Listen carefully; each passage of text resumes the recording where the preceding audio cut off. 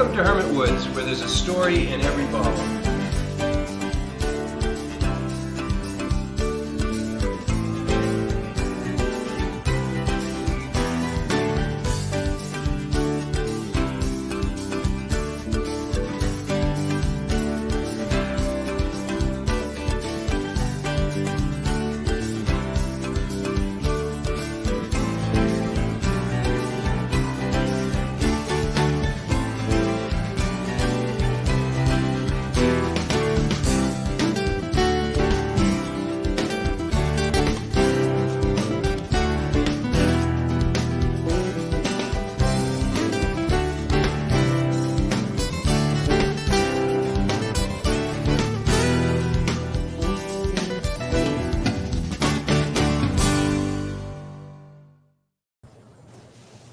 All right, we are live again. Another Monday.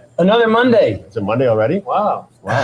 All day. And today we're in a different place. I think you can see that we've changed locations, and we're with a guest here. We're with John Moulton from Moulton Farm, and we have some fun stuff to talk about today, and we're going to learn a little bit about John and Moulton Farm and how it all got started, and so. So before we get into the meat of the conversation, I just wanted to go over some of the basics that we always talk about. If you're joining us today, please like the broadcast, share it with friends who you think might have an interest in what we're talking about today. And if you have comments or thoughts or questions, please put them in the comment section, and we will do our best to answer your questions live while we're talking today. And if you have you just want to make a comment about things, do that as well. Also, if you're watching, we always encourage you to subscribe to our channel. You can subscribe to our YouTube channel or our Facebook channel. And if you subscribe, you'll get notices letting you know whenever we're going live. And if you're coming to us for the first time, we go live every Monday at 5:30. And I also recommend you have a glass of wine. Something funny. So we have this issue. Laughing. This is great. We have an issue. If the color green is being worn, it makes the person wearing it transparent. Oh, no. So for all of those, So John is not actually transparent. All of them is here. It's just an optical illusion. But That's it's really, interesting. Yes. It's really pretty funny. Is he? You have a very creative shirt on. He's hollow. Sorry, what? You can see You're right a little through. hollow. You can see through your... Really? You want me to transition to blue? You could transition to blue. Yeah, it might look a little better on the camera. So while John is doing that... The mic, wherever the mic is. Don't worry about that. Yeah. So while John is transitioning from the green screen to the blue screen, so that we can see him... He's actually here. Whoa, look at that. Appeared out of nowhere. That's what we are. Amazing guests. They could just appear like that. Yeah. Let's see how it goes. How about a time lapse? Thank you for whoever made us aware of that. And I want to say hello to some of our regular guests. Matt, thanks for joining us. Gary and Chuck and Priscilla's here. Hi, Chuck is here. Hi, Chuck is here. Hey, Chuck. And Margaret Little is here. Sort of a comedy connection as well. You guys found your callings. So yes, we surely did. So let me get right into it. Like I said, we're here with John Moulton. He's the founder of Moulton Farm, and let me introduce you. John, he grew up in Meredith. He's grown up here his whole life. He went off to UNH to go to school, and after graduating from UNH, he became a teacher for a period of time. And after that, he opened Moulton Farm in 1993. And John has served on boards and leadership roles in the Belknap County Farm Bureau, New Hampshire Vegetable and Berry Growers, New Hampshire Agricultural Advisory Board, and is currently a member of the Meredith Rotary, the Meredith Chamber of Commerce, the UNH COLSA. Can you tell us what that is? College of Life Sciences and Agriculture. Thank you. Research Graduated from there. External Advisory Committee. And he's a recipient of the Andrew L. Felkner Award. Did I pronounce that correctly? You did, Bob. Excellent. And is also the director of Meredith Village Savings Bank, and a trustee at the New Hampshire Bank Corp. So John comes to us with lots of experience not only with the farm, but his role within our community here. So thank you for joining us today, John. Well, thank you, Bob. You're welcome.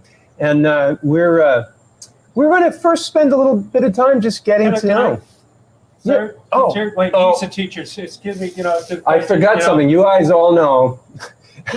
Just wondering, since we're here and it is a wine show, we should get actually to have drinking. some way Yes. to just say cheers and have a beverage while we're talking. I agree. That's I agree. okay. So what are we Yes. drinking?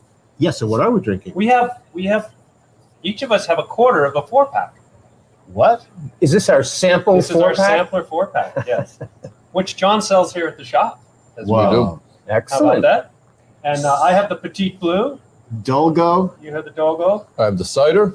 And I got the Winnipesaukee Rosé. So All right. let's have a toast. Happy hour, everybody. I love that sound. I don't know if I love the sparkle all over Cheers. my computer. Cheers. Cheers, everybody out there. Cheers, everybody Cheers, John. here. Doctor. That's better. The interview is going to go better just because of that. I think we lost Chuck. He got Dogo in his hand. I just We launched lost on my him. sailboat and I'm heading out to the sea right now. Careful, This is John. great. Chuck. Whoa, Chuck. Remember that's a wine. This Chuck, is a not half a cider. bottle of wine right here, folks. So John, you grew up in Meredith. You've lived here all your life. Tell us a little bit about what growing up in Meredith was like for you as a child. What was the town like here? And did you grow up near here or? Well, Bob, I grew up on the farm. I was a farm boy, and as a child, as a youth, my folks ran a dairy farm here, and I grew up. We would now be sitting in a cow pasture if I hadn't built a farm stand, because this was a cow pasture. Is this the family farm? Is this the This is original the land that you're family on? farm, and the family farm was established by my great grandfather in approximately 1891. And, through the late 1800s, early 1900s, it was just a farm that probably was a sustainable farm for the farm family. And more than likely, their cash income came from summer boarders. So it's easy to talk about agritourism now. Here we are in the century that we're in, but in the very early 1900s, agritourism took place here in the Lakes region, and this farm was a summer boarding house, it meant that folks would come vacation. I do remember my grandfather speaking about picking up the boarders at the train station downtown and come up here out of Boston to here, and I guess, they'd spend a week or they'd spend a couple of weeks, and this would be repeated. I never really thought much about that aspect, the fact that it was a business. It's a conclusion that I've come to in recent years. But we were doing a renovation of a shed here behind the main farmhouse, probably 10 years ago now. And it was full of accumulated junk. And As all farmhouses in New England. and really all we did is move the junk from one building to another and complete the renovation. But regardless, as we took apart that junk, I found like steamer lockers that were pretty empty, but had maybe some old blankets in it, maybe a few old books. Wow. And these steamer chests were left behind by boarders that probably would come every year. That thing was left here every year, and when they'd return, it would already be here with a few blankets, a few books, and they would bring more items. The other part was, I had forgotten about this, but I recall my father speaking about sleeping out in that shed. And as we removed all the junk, the accumulated junk, we found these child beds, and little pictures that were on the wall. And that's exactly what happened, is that the children were relegated to the back shed, and the boarders got to take the main Rooms in the rooms, house. main rooms in the house. And the house is also full of a lot of small rooms and locks in every door. And that kind of explains that activity that took place early on. My dad came back here in the 40s. He probably worked the only time it was truly commercial agriculture. So through the 50s and early 60s, he ran a dairy farm. So the cows were milked. The milk was put into a large tank. The contents of the large tank was shipped into a big truck. The truck took the milk down to the Weeks Dairy in Laconia. So for a period of time, the farm, that's what the farm was kind of monoculture, milk cows, sell the milk, and move on from there. So did you actually grow up in the farmhouse Yes, that's right across the street? Right across the street. Wow. Wow. And I'm not there now, but I have an outstanding farm manager who's there, and his family is there, and the house is still being utilized a lot for storage, but there is some living. So are you living area. back in the shed now then? I'm back. No, I'm back. Well, the home I have now is in the woods, and sometimes the shed looks all right too. So that's kind of the story of the farm. But when I was probably 8 or 9 years old, and that was many, many, many years ago, my father raised a truckload of pumpkins, set me out beside the road, beside Route 25 with a truckload of pumpkins to sell in the fall at probably 50 cents a piece. And that's how my marketing of produce began as a 8 or 9 year old that worked in those days. I was bored. I thought it was boring sitting out beside Route 25 that didn't have much traffic.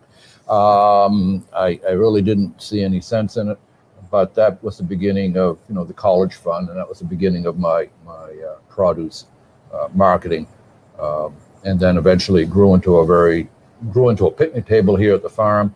And then from a picnic table to a donated small chicken coop, and then I left the farm, went to work as a teacher, and teachers have a lot of time off in the summer, so I still kept dabbling in the produce business, and returned here in '93 to do it full time.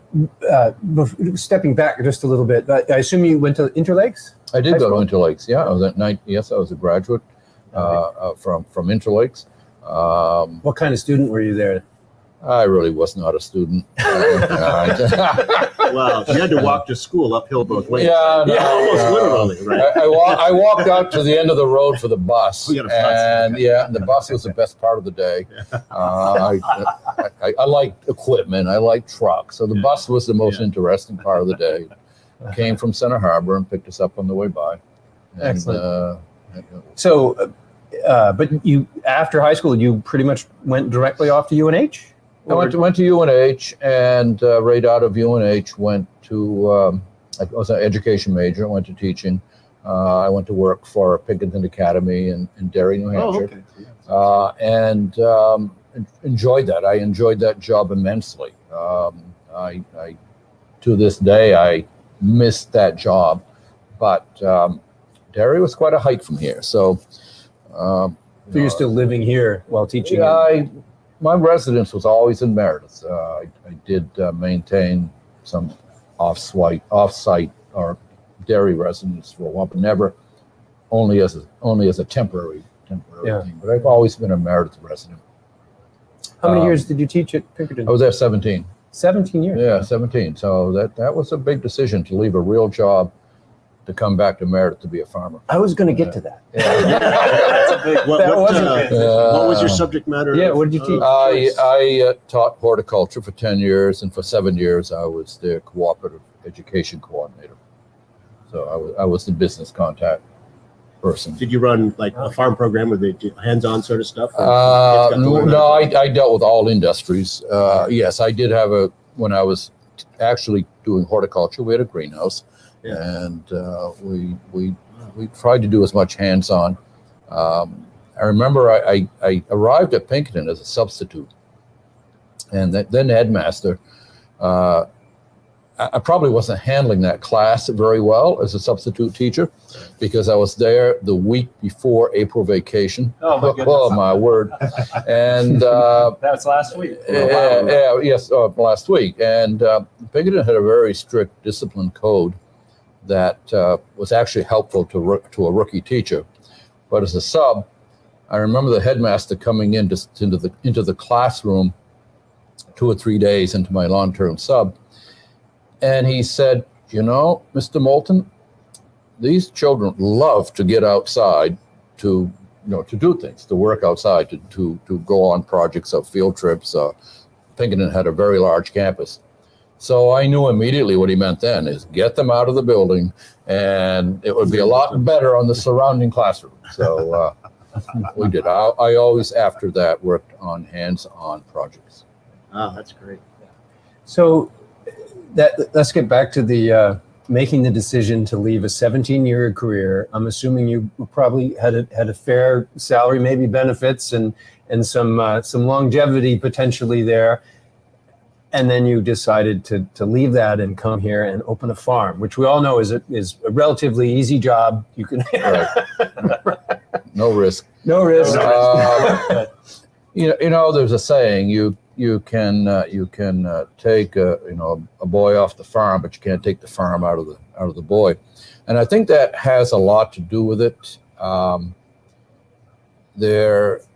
There always is a challenge of being your own boss. There is a challenge of kind of being accountable only to yourself. And I think it was the prospect of business ownership that brought me back to the farm, because I knew at some point that I either had to do that or just continue on with the career that I had chosen. So the choice was get off the road and go back to the farm and develop it as a business. And for years prior to that, I was working towards that. The capital investment in equipment and getting the market strengthened had been occurring. That actually it follows with my next question. So this wasn't something that all of a sudden you woke up one day and you said, I've got to leave teaching and be a farmer again. You've been planning this for some time. No, getting back to the advantage of being a teacher, my teacher friends might not like me saying this, but the advantage of being a teacher is that there is that chunk of time off. And in terms of crop farming, it's a valuable chunk of time. It's the right chunk of time. Being in business in this area during the 70s and 80s, the winters were longer then than they are now, and business-wise. So it kind of made sense to have another line of revenue, another line of income, while you were in business in the summer in Meredith, New Hampshire. And farming is a high-risk business. It still is. We are very subject to nature, to all aspects of nature that can have a negative impact. So it just worked. And then it came time that I was wasting too much time on the road. It came a time just to either do it or not do it. Yeah. So I did it. So do you have siblings? I have a younger brother who pursued a different line of work. He works in technology. Mm-hmm. I don't even know what he does. My technology is: do I have to turn this computer on, and how do I turn it on? And he makes a living in technology and lives in the southern part of the state. Okay. So when you came back to the farm, were your parents still here, or had they? Well, they were, but both of my parents had pretty much retired, and it gave me an opportunity to kind of keep an eye on them, as well. So that was all part of the equation to get to stop wasting 3 hours a day on the road and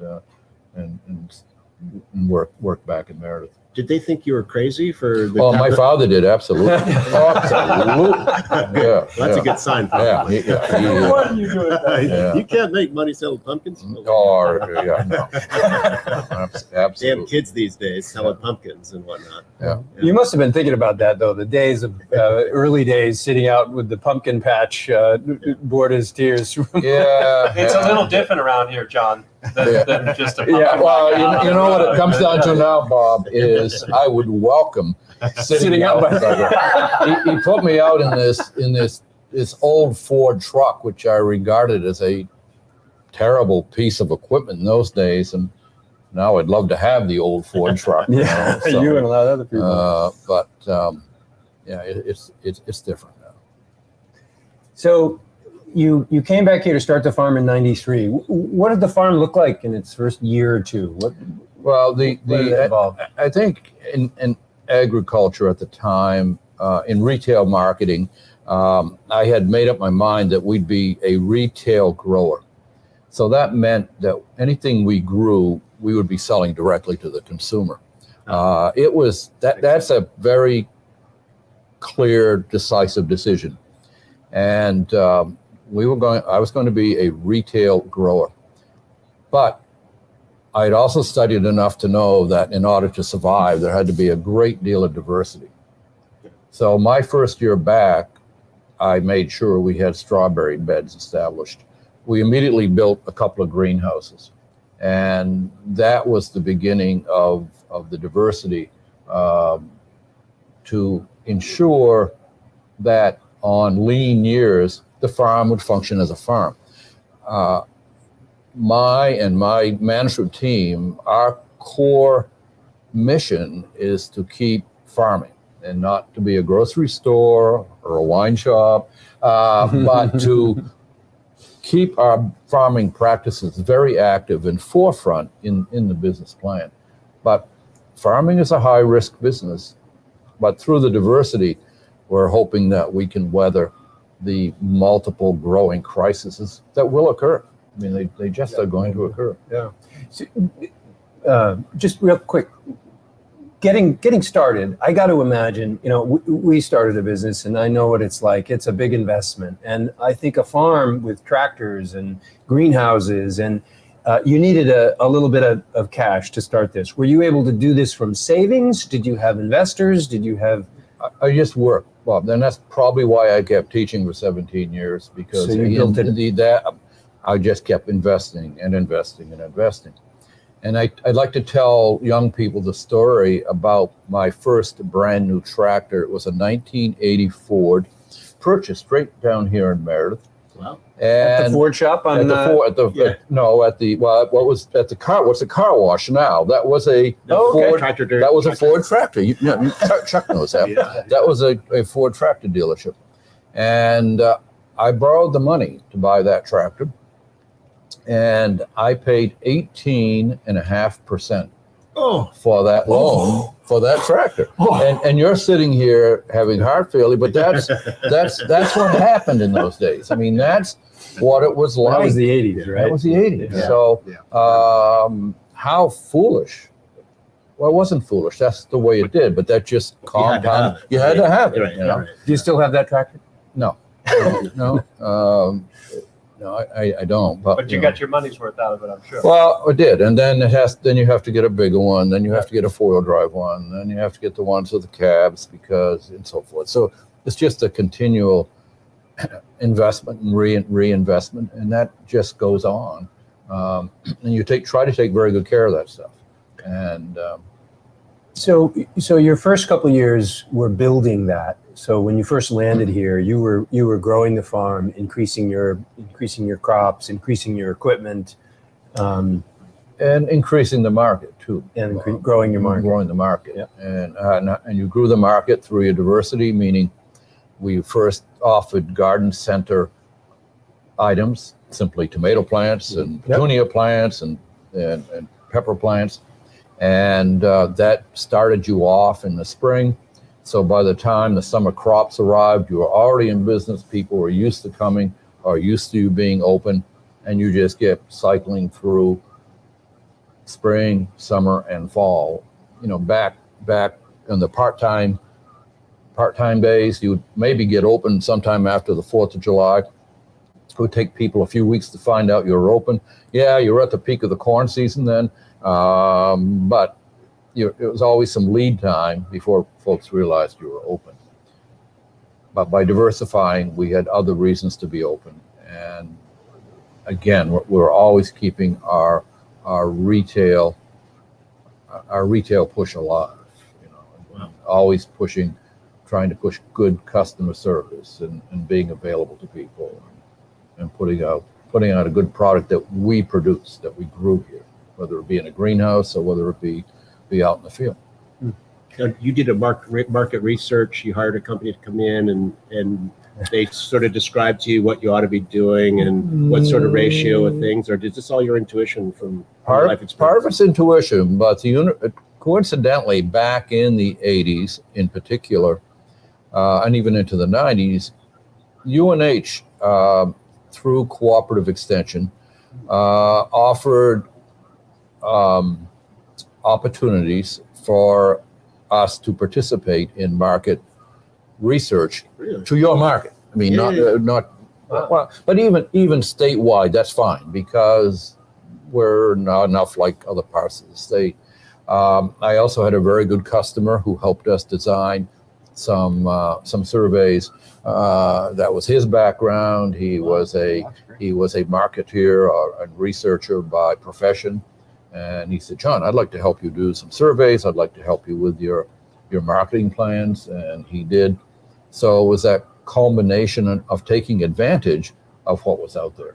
I mean, now, of course, we've moved to I guess, bigger and better. But that's how it started, was I think basically the cooperative extension program is such a great benefit. We benefited from the cooperative extension program. And I can't say enough good about it in forestry and agriculture. It's just this inherent thing in the fabric of New Hampshire that's really a great resource. The people are fantastic there. It is, and we have new systems here at the farm. We have hydroponic systems. We have new growing systems. You go by the farm today on April 24th, whatever it is. You see 6th. Thank you. You see our field. You see our fields covered in this white cloth, and this stuff is all the result of research. A lot of it at UNH, and a lot of that UNH research went nationwide, but yet those of us in New Hampshire were able to take advantage of it.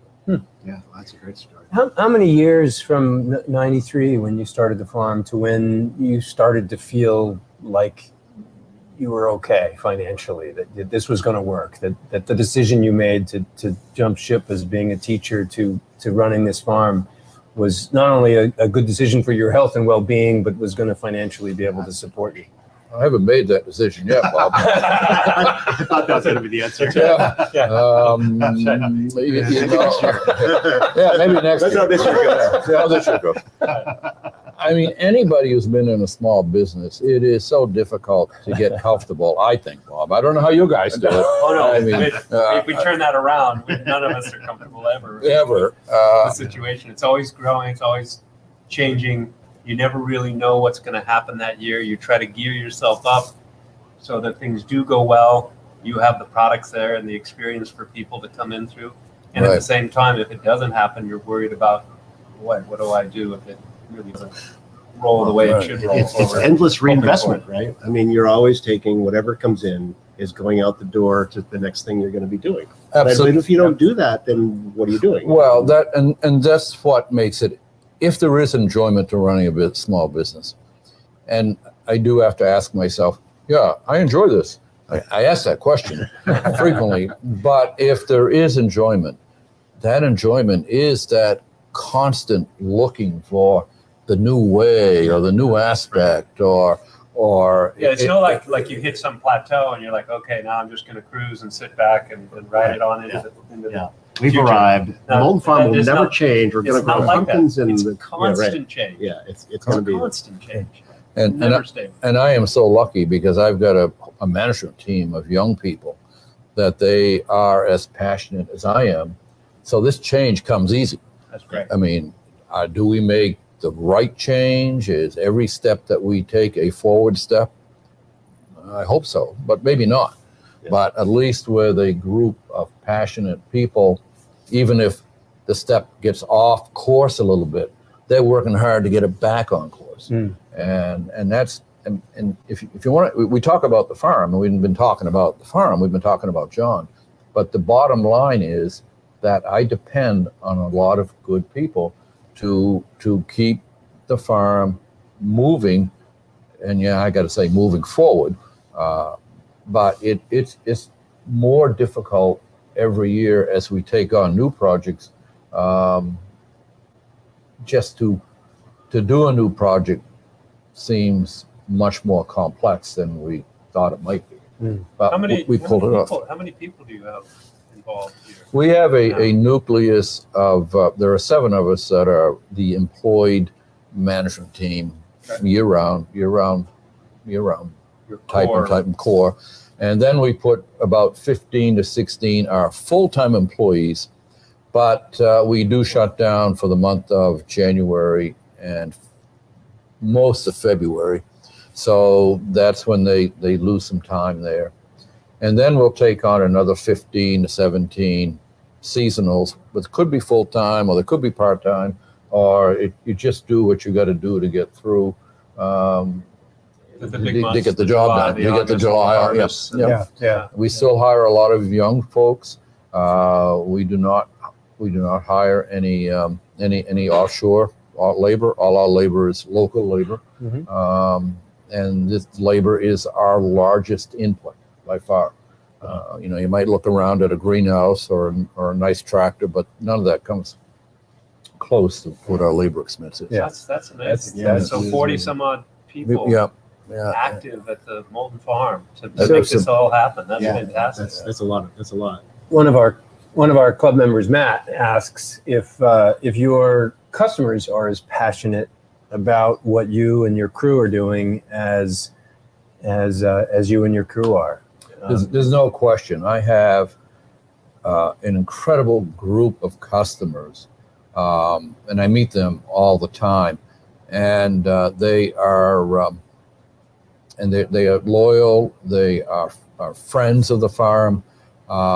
We did experience a COVID shutdown last December, and this is an example of the customers. I had a good customer from way out of state, not usually here in December, but he was here in December, and our shutdown for our COVID shutdown came within hours. The decision was made in a very short time. Right. And we were telling the decision was made at noontime that we'd be done at 5 o'clock that afternoon. And through all the hubbub, the employees were telling the customers that we're done. This is it. We're done in a few hours. And I remember driving in, and this customer saw me, and they came running over, and he said, John, I just heard. Is everybody all right? Is everybody all right? And I said, well, we had a positive test, and the employee seems very healthy, but we have to do what we have to do. He said, John, is there anything I can do? John, if you want to talk, I'm going to be here until January 20th. John, I'd love to hear from you. I'd like to talk to you, but if you need any help, you just tell me. And that's great. And it is. That's just representative of many of our customers. And that's great. And Matt asked that. Matt's one of the folks who frequents our place. He's one of our club members, and he's also like the person you described. He's dedicated to us. He's here every week watching us. Yeah. He offers his support and his ideas for how we might improve what we're doing, and a lot of great ideas. It's really in a bigger perspective here. This is sort of that time, it seems, especially in this area, and I think elsewhere in the country, that people they're missing something. Going to the supermarkets, going to the Walmarts, they're finding there's so much more satisfaction coming to the small local place, whatever it is. Whatever it is, yeah. Because that's giving them a much more rewarding experience to their lives.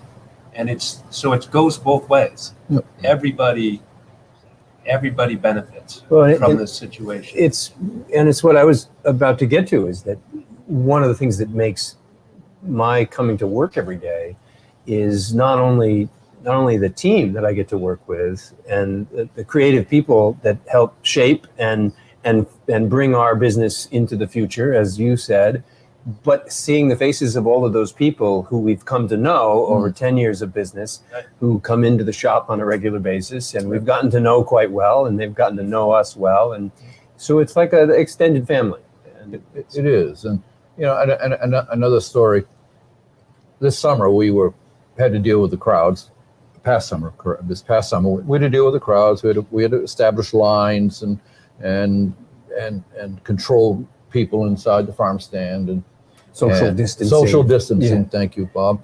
And so I'd stand outside the farm stand, apologizing for holding folks up for entering, and even then we were probably too crowded many days, and the line would be along the parking lot, and the amount of positive response I would receive from the folks that I'm preventing from entering, that I'm making stand out in the hot sun, was incredible. 99% of the people would thank me and understand and offer support.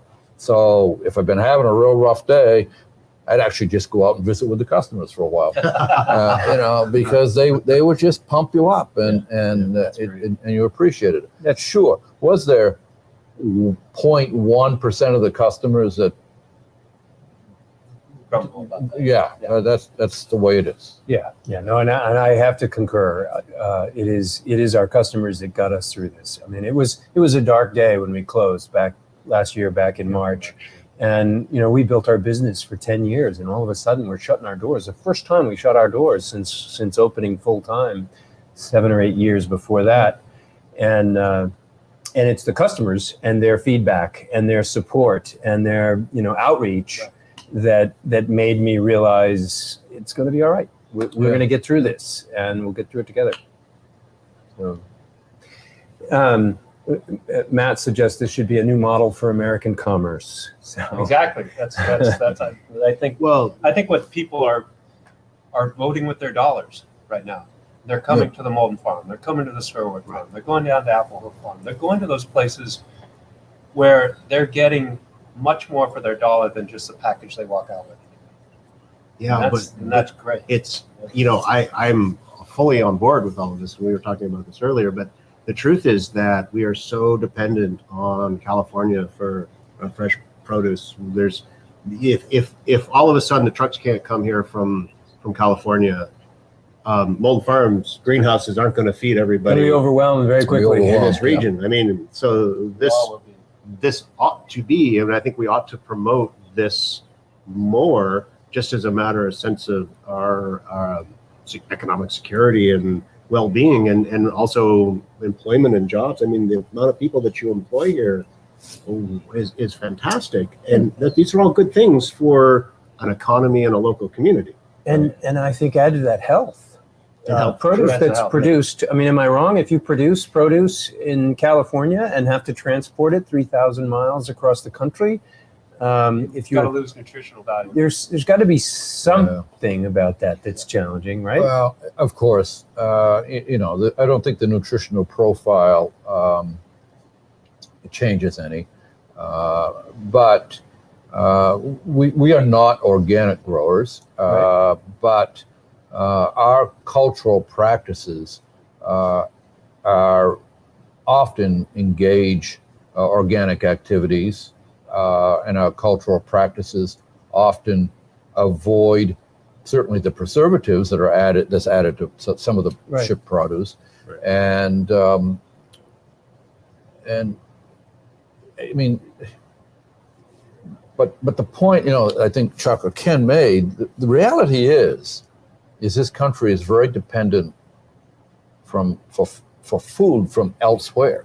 And certainly in the East here, I don't know how or if we can grow and we can increase the amount of food that we need. We really have got ourselves in a bind that the East depends upon shipped in shipped in produce. And there's no easy way out of that. We certainly can work at it, and by folks supporting local farms and local growers, that will help. But it's going to be a tough call for quite a while. Yeah. Well, it's good to see. I mean, I see your farm is growing every year. You are taking on, you're diversifying in many ways. And I want to get into a little more about some of the ways in which you've diversified. Before we do that, I want to talk, we haven't really talked about why we really chose to come here to introduce you to the world. And I want to talk a little bit about that. First of all, you have played an important part, as I said in the beginning, in our community at large. You play an important role in many different levels around our community, around Meredith. And when we moved to Meredith, we had a lot to figure out as we grew our business. And you were a resource that came to our aid a couple times in enormously helpful ways. Thank you again for freezer space. That freezer space is a little tight now, you know. But thankfully we figured that out. But that was just so. That kind of support's amazing, John. To be able to call down the road. I know you're maxed out on all sorts of activities, and we're pleading for a little bit of freezer space for a little bit of time. And you're like, sure, we'll make it work. Come on over. Fit it in. Yeah. That's just fantastic. So to just clarify, as we were growing, we would receive frozen fruit, and it's not always the timing of when fruit can arrive and when we can actually make wine from it isn't always perfect. Right. And so if you're talking about several hundred or even 1,000 pounds of fruit, you have to freeze it for a period of time. And John made that freezer space available during times of year when he wasn't using it as much as he needed it. So that was huge. And we've also received some fresh produce. We got strawberries from you one year and produced a wine. Now, we're not able to get produce from you every year. You, as you said, are focused on your retail farm. That's correct, right. Yeah. And we deal in thousands of pounds of fruit. So we would eliminate your retail portion of your business if we bought all your strawberries. So it doesn't make sense every year that we get our produce from you. But when it does make sense, you're here, and that's been a huge asset for us. And then even more recently, in the last, I think it's been a couple of years now, you began carrying local craft beverages. We did. And so you've been carrying our wine and our cider, the very products that we're sitting here drinking, for a couple of years. And you have, it's wonderful. You got looking over your selection, you're representing local crafters from all over the state. You have Sap House Meadery, Whipple Tree, and I didn't look at all the brands, but there's several local New Hampshire craft producers that are selling here. And again, that's due to the diligent work of my manager, Jeff Mills. He's organized that program. He's such a great guy. There are so many things that go on at the farm now that I'm hands off. They work every day. Yes. And my role now is really more the support guy. What do you need? And once in a while I'll make a decision about something. But So let me put a plug in here. We talked about this before. So we maybe someday, maybe this year, maybe next, someday I want to see an opportunity. We talked about the corn maze. Opportunities. So an adult corn maze. So adults could enter the corn maze, and you have to find your way around. Involved? Oh no, of course there is. That's why it's adult. No. So you have to find your way around the corn maze where there might be representatives whose products you carry. Sampling tables. Sampling tables. Oh, what fun. So unless you make it out all the way, it may be harder and harder to get out as you sample and sample. I think I've been here before, but let me try it again. I would keep trying to find my way back to the Dolgo table. Yeah.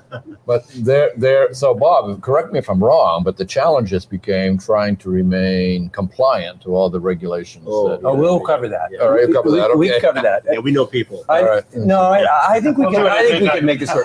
It's not the first time it's been done. Remember when I first brought that idea to you? I read about it. I think it was in Connecticut. Yeah, that a farm in Connecticut had tried that, and I remember going. You say, John, you got to do this. That would be. I haven't been in a corn maze yet.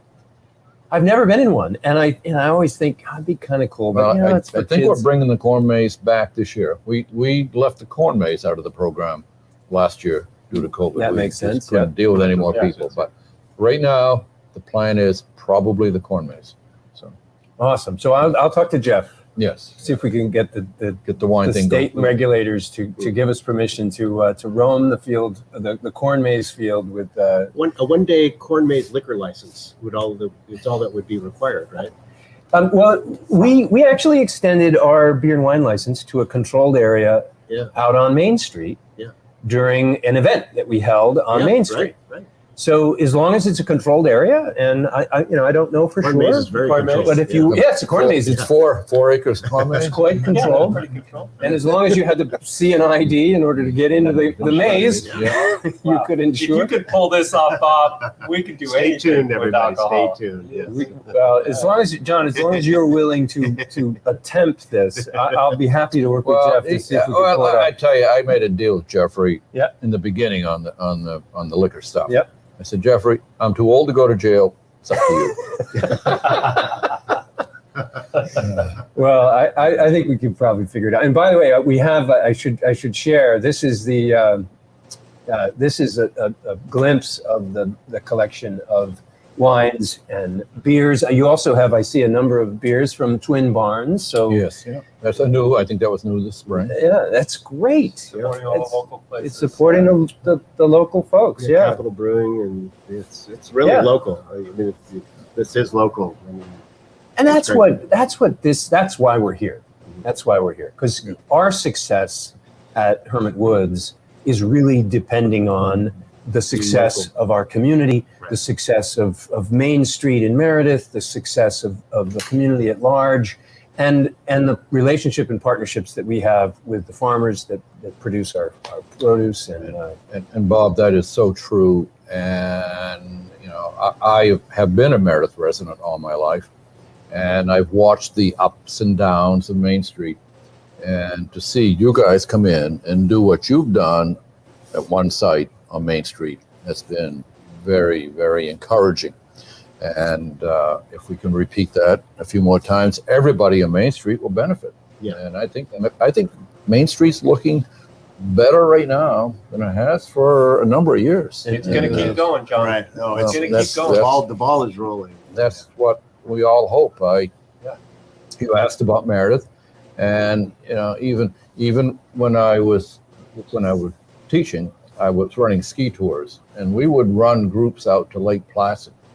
And Lake Placid is a much larger community than Meredith, but you'd land in Lake Placid. We could take the motor coach. We could park it right in this big parking lot, right in the center of town, along with many other cars. And you could visit all the shops. You could go to this incredible movie theater that was right out of the 50s, and the different shops. And of course, with the Olympic venues there, that was a very big draw. But the bottom line was that downtown was just hopping. And I would just say, boy, can Meredith be like this someday? We're doing that. Yeah, We're you working are, Yeah, yeah. the whole town is really. Did you do you know about the little red building across Dover Street from us? Did you know? No, that but we- I see a truck parked outside it for you. Yeah, we actually purchased that. We got permission from the owners to park the truck there. Yeah, right. Well, I thought maybe. We did. Yeah. It's us. It's us. Yeah. So, congratulations. Thank you. And we have some really big plans that are going to help brighten the scene on Main Orange. I Street. think there's going to be even more orange. More orange snail is creeping across Are you, the. More are you willing to alcohol. announce your plans for that building? I am not willing to announce the long-term plans. We've got a little work to do before we're ready to do that. But what I can tell you is this summer, we're creating a beer and wine garden on the lawn. It's a fairly large, I don't know, about 2,000 square feet of lawn space there. And we're going to have a barbecue food truck parked in the parking lot there. And you're going to be able to listen to live music. We're going to have live entertainment on the corner, and you'll have barbecue, and we'll have beer, wine. local craft beer. We're only going to sell local craft beer and our wine. Our wine. And we're introducing a cider. new product. At what? Yes, brace yourself. Oh, wait. Wine Wait. slushies. Perfect summer beverage. Perfect summer beverage. Yeah. So this is the plan for this summer. Listen to the marketing guy here.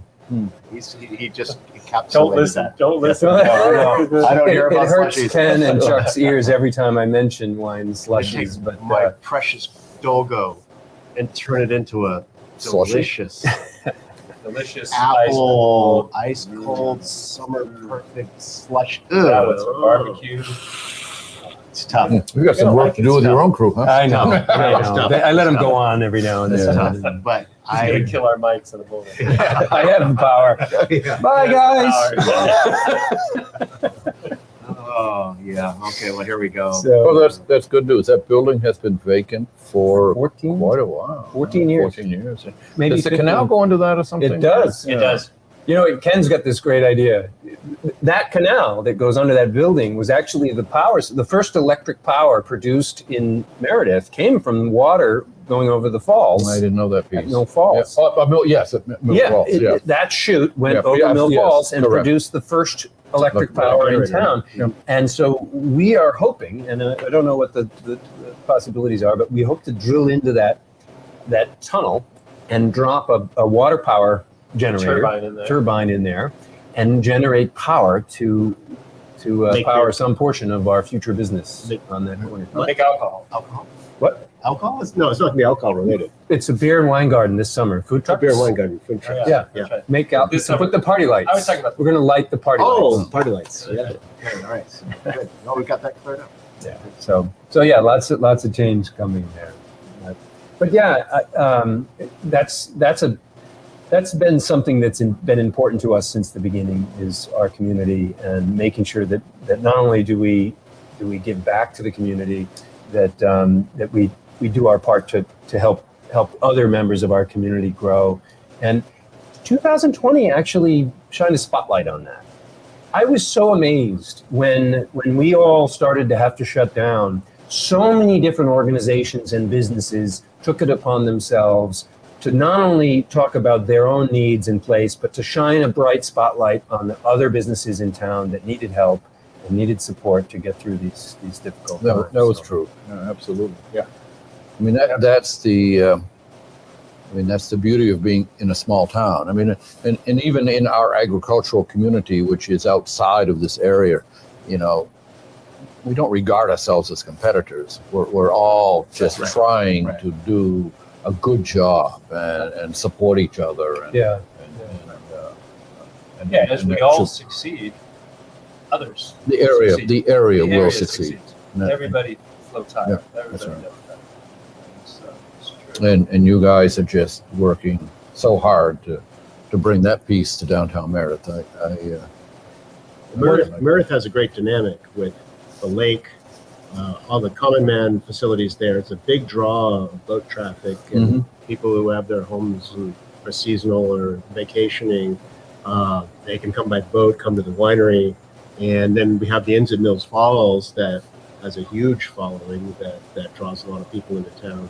So we're in a tourist industry a lot, right? So people are coming to have an experience that they can't have anywhere else. And certainly Hermit Woods is unlike any winery in the world, because we make a product that is unlike any winery product in the world. And so, and I would submit that the experience here is also that in that way unique, because this is your evolution as a person, creating something that really doesn't exist anywhere else in the world in this way, right? And you've branded and made everywhere I look around, I can't even believe what you've been behind in terms of the amount of products in here that you've made, and the bakery that you have in the background, and the amount of people that are just pulling for you to do something that is unique. And you can't go to Walmart or Chicago and have the experience that you're having here. So it's fantastic. So it's such a great, we're in a great place for people who are interested in those experiences to come and enjoy this. And a great time. Had a great time. Yeah, I think too, it's a way of as much preserving and also honoring the past. I mean, your grandparents were here on this great-grandparents. Right. Starting off with that. Yeah. And those sorts of places are disappearing. They're They getting are. turned Yeah. into a whole We're bunch of losing homes connection. or Yeah. whatever it is. And so the thing that makes areas like this so rewarding are being gobbled up Yep. and destroyed. And so preserving that makes it unique. There is no other Moulton Farm. Right. Generations of history, of working the land, of supporting the community. That's just and you can't do it any other way. and what I'm here this past week, my head equipment manager was out because they were having a baby. So congratulations All right. to Wes and Brandy. But I was able to do the tractor work, and but I thought of my father because I went off in this tractor, very large tractor, and I plowed multiple acres that day. And I think about him because I have his tractor that he bought new in 1946 is in my garage. All right. I can't bring it down here to the farm because if OSHA folks stop by, back to the jail thing, you know. So it sits in my garage in outstanding condition for 1946 Ford. It's a Ford, yeah. It's a Ford, yeah.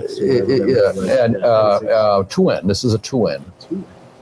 Two-end. And but I'm thinking, man, you know, I plow more than an hour than he used to plow all day. It was a big deal. Yeah. I remember as a kid because I was driving a tractor, a piece of equipment when I was 9 years old, and if he tilled up an acre to reseed it for pasture for the cattle or plant corn, I mean that was a day-long That's a job. good day's job. Yeah, and you know, I burn out a few acres before I get my coffee finished, which is beside me in the tractor. You know, and Listening to the radio with your listen to the radio, and we bought a new tractor, and it doesn't even have a dashboard. All it has is a screen up beside the windshield. Oh, yeah. I figured out how to run it. I almost killed myself about 45 times, John. I grew up in Southern California, moved back. I was born in the East, and I ended up moving back east. And my wife and I bought an old farmhouse. Yeah. And there was a 47 Model A, or a Farm All A. Farm all day, sure. Tractor out there yeah. with a sidearm sickle on it. Yep. And the guy said, A lot of "Hey, safety this features. comes with the house." And I said, "Oh, great!" Great. Yeah. Yeah. You know, you turn the crank arm in the front, it starts up, and, Oh, and, my and you Lord. go out Yeah, in the yeah. field. And I just about killed myself Yeah. a How many bunch of times? times on that thing, 45 times. Yeah. We can all be thankful to the universe for not taking Ken away from us. Yeah. Because he makes hell of a bottle of wine. That was an amazing, More tractors. amazing piece of equipment. So- That was amazing. We are coming up on the hour, so we always try and be We started respectful. to talk about tractors. Oh, I know. I was Let's gonna get to the love best tractors. part. So before we depart, I have two things. Actually, Matt wanted to know: do you do a CSA program here or something like that? We do, Matt. We've had a CSA program now probably for 7 or 8 years. We limit the number of sales. We sold out. We begin sales October 1, and we have a set number that we sell to. And this year we were there by something like March 20th. Wow. So So all your CSAs for this year they're are sold. gone. They're sold. Done. Yep. And we have expanded the program, but they're gone now. So Great. So before we depart, I want you to take a moment just to let everybody know what are all the things you're doing here. As Chuck said, there's all kinds of things. You could see it all around us that you're selling here and growing. So tell us in a short synopsis what is the offering here if you come to visit us? well, we do run a commercial kitchen. The commercial kitchen that is focused on bakery items and on prepared food items is probably the fastest growing piece of the farm right now. So in our prepared foods, we have dinners to go. We have soups, a lot of soups made from scratch. We bought a big steam kettle a number of years ago. Our salads are made from scratch.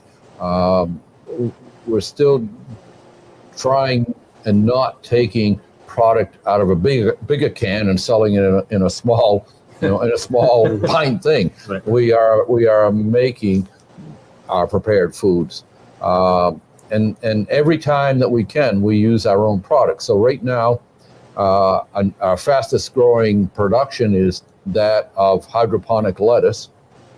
And we have a hydroponic house that produces a lettuce for the retail stand and will also give us the lettuce that we need to make the salads in the kitchen.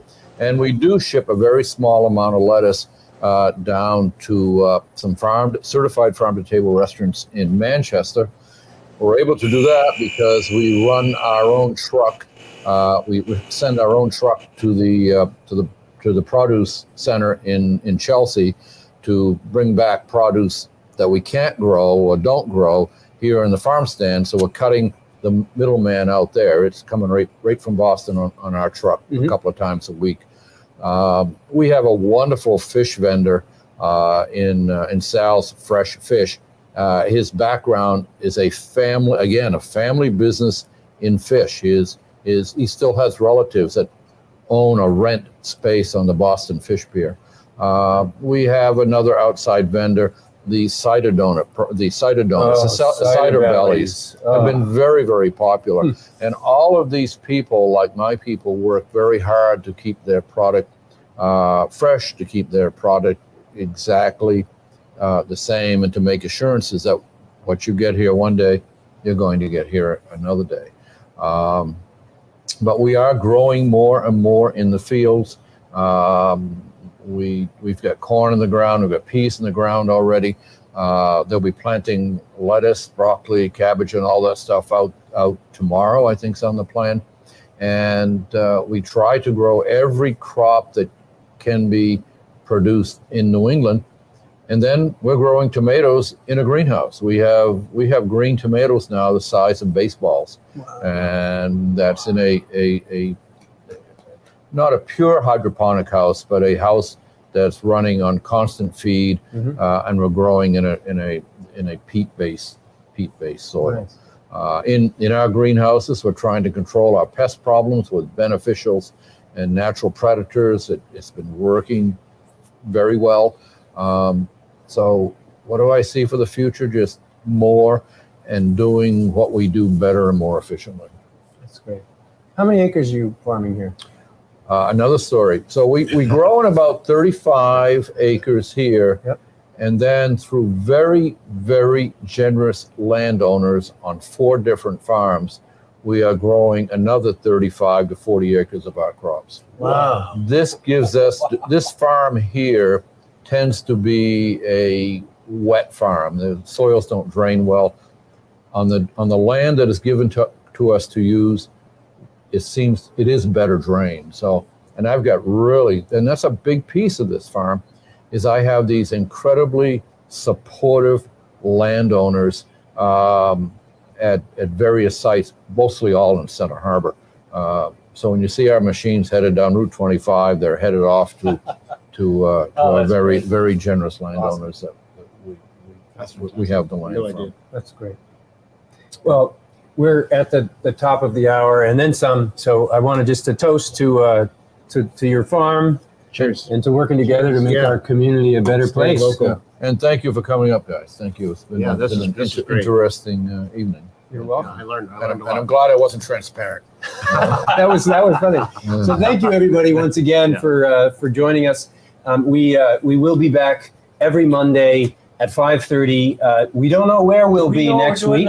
We don't. So stay tuned. We like to surprise you with that every now and then. So we like to surprise ourselves. We like to surprise ourselves. So stay tuned. We will be back. Thank you all for joining us. We're going to sign off now.